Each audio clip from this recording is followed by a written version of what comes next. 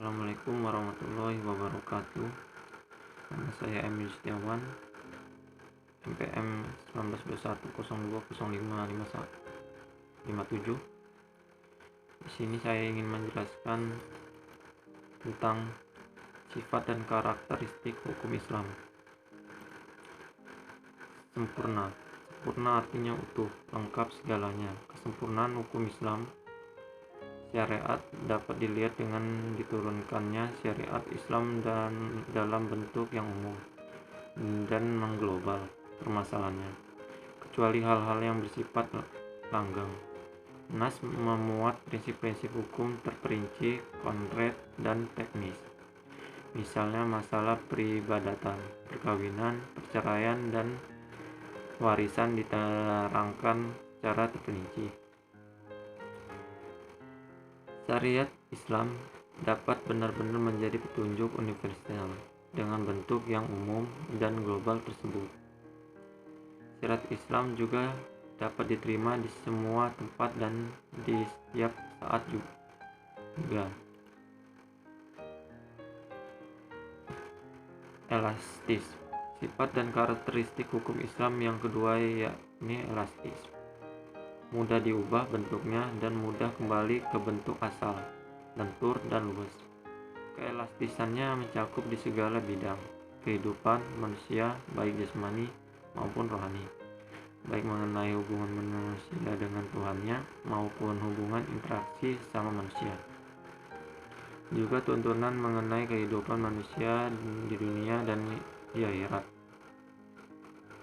Hukum Islam memerhatikan segala aspek kehidupan manusia, baik di bidang muamalah, ibadah, jinayah, siasa, dan bidang-bidang lainnya. Namun segala aturan yang diatur oleh hukum Islam itu tidak berarti pula menjadikan hukum Islam memiliki dogma yang kaku, dalam kurung beku, keras, dan memaksa. NASA membuka peluang untuk memanfaatkan akal guna berijtihad dan memilih cara-cara yang paling sesuai bagi pelaksana dan sesuai pula dengan keadaan. Universal berarti umum, berlaku untuk semua orang atau untuk seluruh dunia, bersifat melingkupi seluruh dunia. Ini berarti hukum Islam itu tidak dibatasi oleh lautan maupun batasan suatu negara. Bukti yang menunjukkan bahwa hukum Islam itu mempunyai sifat universal atau tidak harus dikembalikan kepada Al-Quran. Universal hukum Islam ini dinyatakan oleh Al-Quran sendiri yang berbunyi, dan tidaklah kami Allah mengutus kamu Muhammad melainkan untuk menjadi rahmat bagi semesta alam. Surat Al-Anbiya ayat 107. Dan kami Allah tidak mengutus kamu Muhammad melainkan kepada umat manusia seluruhnya sebagai pembawa berita gembira dan sebagai pemberi peringatan, tapi kebanyakan manusia tidak mengetahuinya.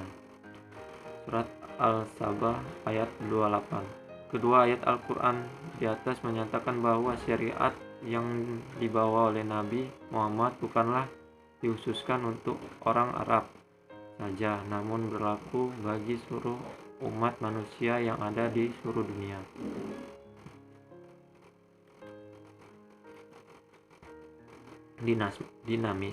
Dinamis dalam KKBI dijelaskan makna dari kata dinamis adalah penuh semangat dan tenaga sehingga cepat bergerak dan mudah menyesuaikan diri dalam keadaan dan sebagainya.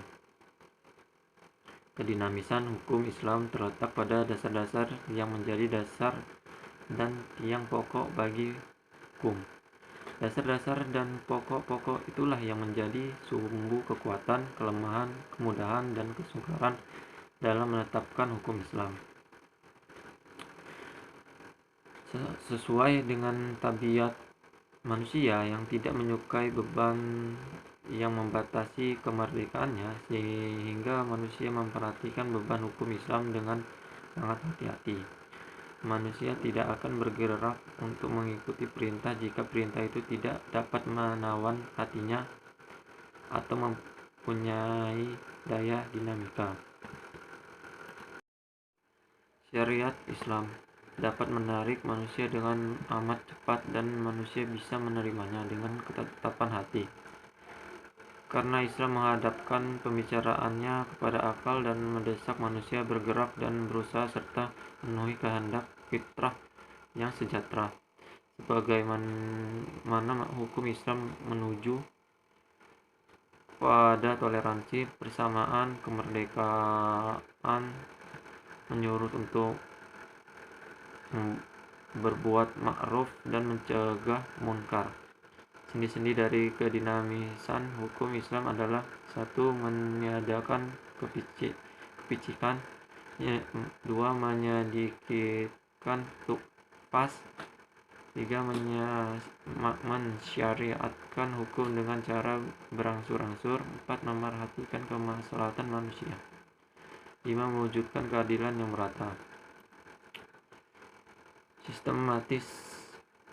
Syariat Islam bersifat sistematis, artinya ia mencerminkan sejumlah doktrinnya bertalian dan berhubungan di antara satu dengan lainnya.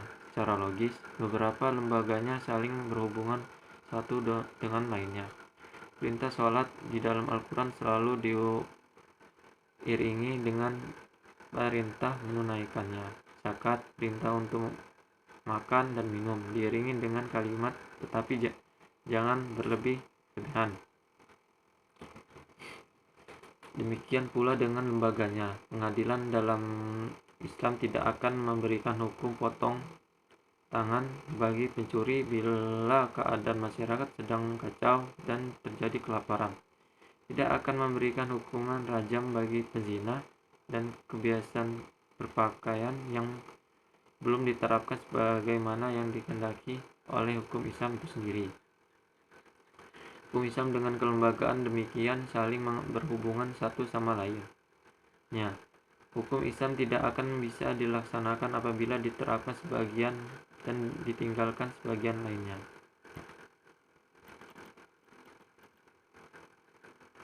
Hukum Islam bersifat ta'abudi dan ta'akuli.